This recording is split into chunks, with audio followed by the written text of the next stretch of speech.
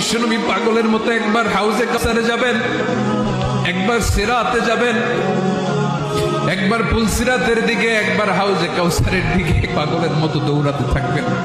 তার কোনো গুনাহগার উম্মত যাতে জাহান্নামে ঢুকে না যায়, সেদিন কেউ সুপারিশ করতে পারবে না বিশ্বনবী ছাড়া। এজন্য 5 নম্বর আল্লাহ বললেন, মান যাল্লাযী ইয়াশফাউ ইনদাহু ইল্লা বিইযনিহি। কার সাহস আছে, কার এত বড় বুকের পাটা কিয়ামতের কঠিন দিন আল্লাহর সামনে দাঁড়িয়ে সুপারিশ করবে? কারো ক্ষমতা, কারো ক্ষমতা নাই।